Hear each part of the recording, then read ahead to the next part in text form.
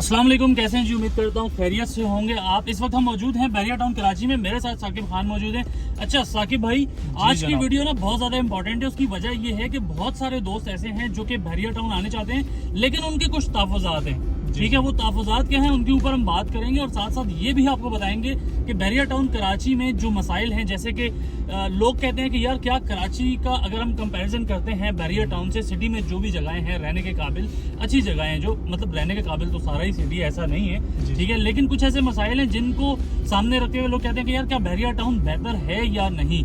ठीक है, तो इन चीज़ों के ऊपर भी मैं बात करना चाहूँगा, और इसके अलावा एक और बात मैं करना चाहूँगा साथ साथ के जो सबसे बड़ा मसला है इंटरनेट का, ऑफिसेज में और जो घरों में जो फैसिलिटी है इंटरनेट की, इसके ऊपर भी बात करूंगा। लेकिन सबसे पहले मैं जो बात करना चाहूँगा ना वो ये है कि बैरिया टाउन कराची के बारे में आजकल सोशल मीडिया के ऊपर मैं बहुत सारी वीडियोस देख रहा हूँ कि ये कहा जा रहा है कि यार सेफ नहीं है, मतलब कि गाड़ियों के हवाले से गाड़ियां चोरी हो जाती हैं, तो इस तरह के मसाइल का लोगों को सामना रहता है। तो क्या ख्याल है, इस बारे में थोड़ी सी बात करूंगा आज, ताकि लोगों को ये क्लियर हो सके, उन लोगों को क्लियर हो सके जो लोग बैरिया टाउन आके रहना चाहते हैं और जो उम्मीद रखते हैं कि यार बैरिया टाउन में उनको एक सेफ रेजिडेंस मिलेगी, यहाँ पे उनको सिक्योरिटी मिलेगी। तो ये सारी चीज़ें, क्या बैरिया टाउन अब सेफ नहीं रहा? बिस्मिल्लाहिर्रहमानिर्रहीम। साजिद भाई, आपने जो बात की है वो स्टेप बाय स्टेप कोशिश करूँगा उन चीज़ों का तमाम का जवाब दूँ। सबसे पहले बात जो आपने की है जो कि बहुत ज़्यादा इंपॉर्टेंट है कि सेफ्टी के हवाले से। जी सर। देखिए, एक सेफ्टी वो होती है जो सोसाइटी आपको देती है, ठीक है, और दूसरी सेफ्टी वो होती है जो कि आप अपने लिए खुद करते हैं। ठीक है,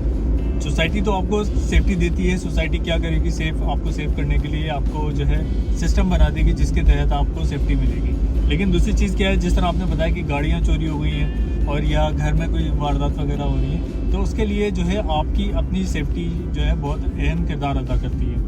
वो किस तरीके से कि देखें, बाइक्स वगैरह या गाड़ियाँ वगैरह जो भी हैं, या विलास की अगर मैं बात करूँ, अगर आप कुंडी खुली छोड़ेंगे तो 99% क्या 100% पे चांस होता है कि आपके साथ कोई एक्सीडेंट हो सकता है। जैसे आज की बात अगर हम करें कि एक साहब हमें अभी मिडवे में बता रहे थे साकिब कि उनकी बाइक का कोई मसला हुआ है, बाइक गायब हुई।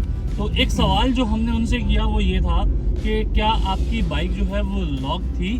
तो उनका जवाब क्या था, आप बताएं।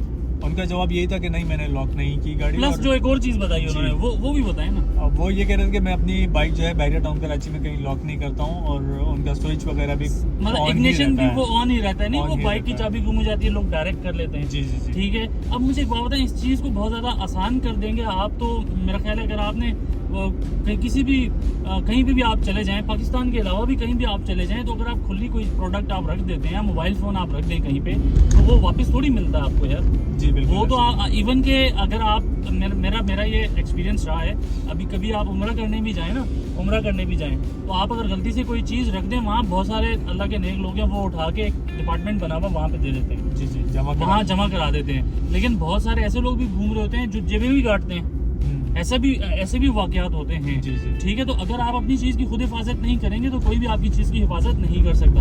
अब जहाँ तक चोरियों की बात है, कंपैरिजन अगर हम करते हैं ना, अब बैरिया टाउन के मसाइल हाईलाइट क्यों हो रहे हैं साकिब, ये भी एक सोचने की बात है ना, कि अगर यहाँ पे गाड़ी चोरी होती है तो वो हाईलाइट बहुत ज़्यादा हो रही है। तो उसकी ये वजह तो नहीं है कि ये केसेस इतने ज़्यादा कम हैं, वो हाईलाइट इसलिए भी ज़्यादा होते हैं क्योंकि जैसे शहर है कायद बहुत बड़ा शहर है। जी जी, तो वहाँ पे क्राइम रेशो की बात करें तो वो भी बहुत ज़्यादा ऊपर है, तो इसलिए वहाँ पे चीज़ें इतनी ज़्यादा डिस्कस नहीं होती। और दूसरा, वहाँ पे सिक्योरिटी की बात नहीं की जाती, यहाँ पे बात की जाती है कि आपको तहफ़्फ़ुज़ फराहम किया जाता है सोसाइटी की जानिब से। बिल्कुल। तो इस बारे में क्या ख्याल है?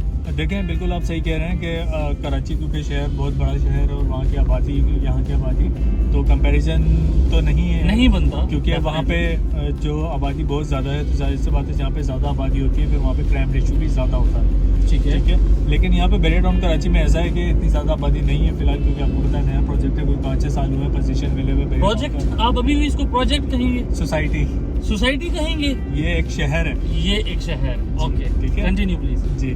तो ये जो शहर है इसको पोजीशन मिले हुए अभी कोई 5-6 साल हुए हैं तकरीबन। तो उसमें यह है कि जितना ये डेवलप हो चुका है अभी तक, तो इसको एक नया शहर ही कहेंगे। ठीक है, तो यहाँ पे आबादी उस लिहाज से कराची के हिसाब से आबादी इतनी ज़्यादा अभी फ़िलहाल नहीं है, लेकिन यहाँ पे लोग जो है मूव होना शुरू हो रहे हैं। और जिस तरह आपको पता होगा कि ओवरसीज़ इन्वेस्टमेंट जो है यहाँ पे काफ़ी ज़्यादा आती है। अगर मैं कराची की और पाकिस्तान की बात करूँ तो जो है 80% ज़्यादातर इन्वेस्टमेंट जो है ओवरसीज़ की होती है। साकिब, यहाँ पे एक बात मैं आपकी काटूंगा, बहुत सारे दोस्त हैं यार, वो कहते हैं کہ جب بھی ہم بحریہ ٹاؤن سے ریلیٹڈ کچھ جینین ڈیٹا حاصل کرنے کی کوشش کرتے ہیں تو ہمارے سامنے جو ویڈیوز آتی ہیں چاہے وہ آپ کی ہوں، میں اپنے آپ کو بھی شامل کروں گا جی کہ آپ جس جگہ کھڑے ہوتے ہیں وہ جگہ بہت اچھی ہوتی ہے. تو ہمیں ایک ہوتا ہے نا، جیسے مثال کے طور پہ بھائی میں ٹریولنگ کرنے کے لیے جانا چاہتا ہوں تو میں جب ریسرچ کرتا ہوں تو میرے سامنے ویڈیوز آتی ہیں تو ایک جینین ریسرچ کے اوپر ویڈیوز آنی چاہیے نا سامنے.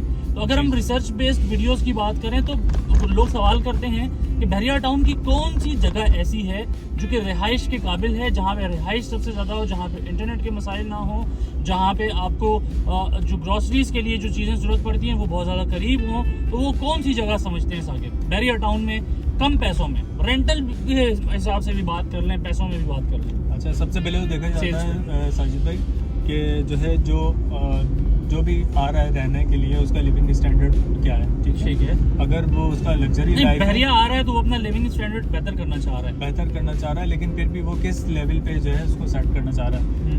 ٹھیک ہے، اور فیملی کے بحریہ ہومز کی بات کر رہے ہیں تو بحریہ ہومز میں بھی 500 اسکوائر یارڈ کے بھی دیکھیں لگژری ولاز ہیں اور 125 اسکوائر یارڈ کے بھی علی بلاک آپ 500 پہ جائیں گے تو وہاں پہ تو مارٹ گیلری کچھ بھی نہیں ہے نا ابھی. جی میں بات کر رہا ہوں، میرے مائنڈ میں جو چل رہا ہے نا وہ پریسنٹ 10A ہے. ٹھیک ہے، میں 11A کی بھی بات نہیں کروں گا، میں اسپیسیفک 10A کی بات کروں گا کیونکہ 10A میں آپ کو اگر آپ کوئی کام کرنا چاہتے ہیں جو آپ کا آفس بھی قریب بنانا چاہتے ہیں تو آپ اپنے گھر کے پاس اپنا آفس بھی بنا سکتے ہیں. بالکل 10A کی کمرشلز ہیں، پوری فوڈ مارکیٹ ہے وہاں پہ، فوڈ اسٹریٹ ہے ایک طریقے سے. ٹھیک ہے، اس کے لیکن جو آپ میرے منہ سے سننا چاہ رہے ہیں چلے وہ میں بتا دیتا ہوں کیونکہ 10A اور 11A کے جو کنسٹرکٹیڈ ولاز ہیں بحریہ ٹاؤن کراچی کے، اس کی جو کنسٹرکشن کی حالت ہے جو وہ کافی ناقص ہے، لیکن صرف وہ ولاز جو کہ مینٹین نہیں کیے گئے. اب یہاں پہ میں آتا ہوں، بہت سارے دوست ایسے ہیں جو کہ پاکستان میں نہیں رہتے، پراپرٹیز انہوں نے رکھی ہوئی ہیں، وہ آتے ہی نہیں ہیں، پوچھتے نہیں ہیں، تو ولا کی حالت ضرور خراب ہوتی ہے. ٹھیک ہے، تو اگر آپ اپنی پراپرٹی کا خیال رکھتے ہیں تو وہ چیز خراب نہیں ہوتی. تو اگر آپ نے رینٹ پہ بھی لینا ہے، پرچیز بھی کرنا ہے تو اس کو آپ دیکھ ضرور لیں ایک دفعہ. نہیں دیکھتے ہیں تو جو بھی آپ کا بندہ ہے جو آپ کو یہ اس کو میچور کرا کے دے رہا ہے اس کا کام بندہ ہے، اس کو دیکھیں. اس کے اوپر میں ایک الگ سے بھی ویڈیو بناؤں گا ثاقب کہ اگر آپ یہاں نہیں ہیں، آپ دور ہیں، تو آپ کو کن کن باتوں کا خاص خیال رکھنا ہے. اس کے اوپر الگ سے ویڈیو بنائیں گے. ثاقب 10A میں رینٹ کے اوپر اگر ولا لیتے ہیں کتنا رینٹ میں مل جاتا ہے یار ولا؟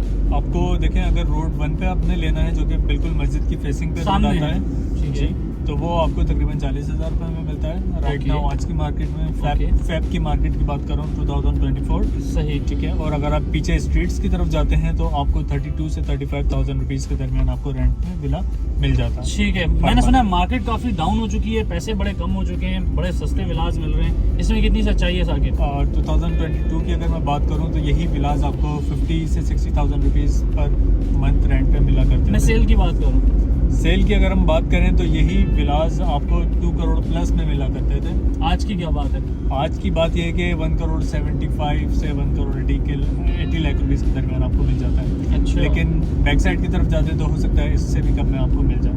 اچھا بحریہ ٹاؤن میں جس طریقے سے اور پریسنٹ ہے نا، اگر سب سے زیادہ اگر آپ اس چیز کی بات کرو نا کہ جہاں پہ آپ کو ہر چیز واکنگ ڈسٹینس سے مل جاتی ہے، آپ کو مسائل کا نہیں رہتا، تو آپ کے ذہن میں سب سے پہلے پریسنٹ 10A آتا ہے. 10A آپ تھوڑا پکنک کے پوائنٹ آف ویو سے دیکھو، وہ مری ویو پوائنٹ کے شش کے آپ کو مل جاتے ہیں. صحیح. پھر فوڈ اسٹریٹ ہے، تو کافی چیزوں میں 10A آپ کے لیے بہت زیادہ بہتر ہو سکتا ہے. لیکن ساتھ ساتھ ایک بات اور کہنا چاہوں گا، جو بھی ولا آپ نے خاص طور پہ جو رینٹ پہ لیتے ہیں بھائی، آپ سب کو میں بولوں گا کہ جب بھی آپ ولا لو تو آپ گھر کے اندر جا کے اپنا موبائل نیٹ ورک ہو، یہ ساری چیزیں دیکھ لو. باقی آپ کو یہاں پہ ملٹی نیٹ کی سہولت مل جاتی ہے، وہ آپ پیکیجز جو لینا چاہو 3500 6000 والے وہ آپ کی مرضی ہے. ٹھیک ہے، انٹرنیٹ کے حساب سے ہوتا ہے آپ کو. جی بالکل. اچھا، آپ نے مری ویو پوائنٹ کی بات کی ہے سائڈ میں، تو آہستہ آہستہ لوگوں کا کیونکہ لوگ جاتے ہیں وہاں کی کنسٹرکشن کوالٹی اور ماحول وغیرہ دیکھتے ہیں سارے. جی ہاں، تو اصل میں لوگوں کا مائنڈ اب چینج ہو رہا ہے کیونکہ بحریہ کے جو کنسٹرکٹیڈ ولاز ہیں جی وہ اس کی طرف سے مائنڈ چینج ہو رہا ہے. اور بحریہ کے پرائیویٹ جو ولاز ہیں، جو پرائیویٹ بلڈر کی کنسٹرکشن ہے، وہ آپ کو پتہ ہے کیونکہ بہتر ہے.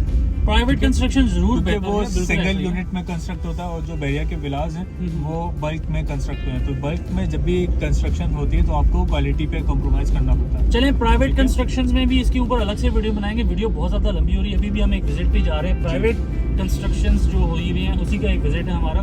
لیکن ابھی مسئلہ یہ ہے کہ ٹائم بہت زیادہ کم ہے، ہم آلموسٹ پہنچ چکے ہیں. انشاءاللہ دوبارہ نیکسٹ ویڈیو میں بات کر لیں گے. جی بالکل انشاءاللہ. تو خیر آج کی ویڈیو سے اجازت دیں. اگر آپ کو کوئی سوال ہے، کوئی کوشچن ہے، کوئی بھی آپ کچھ بھی بات اگر آپ پوچھنا چاہتے ہیں، اگر آپ کو نہیں سمجھ میں آئی تو آپ ہمارے اسکرین پر دیے گئے نمبرز پہ رابطہ کر کے پوچھ سکتے ہیں. انشاءاللہ تعالیٰ ایک دفعہ پھر نیکسٹ ویڈیو میں دوبارہ آپ سب سے ملاقات ہوگی. تب تک کے لیے سید ساجد حسین شاہ اور محمد ثاقب خان کو اجازت دیجیے. اللہ حافظ. اللہ حافظ.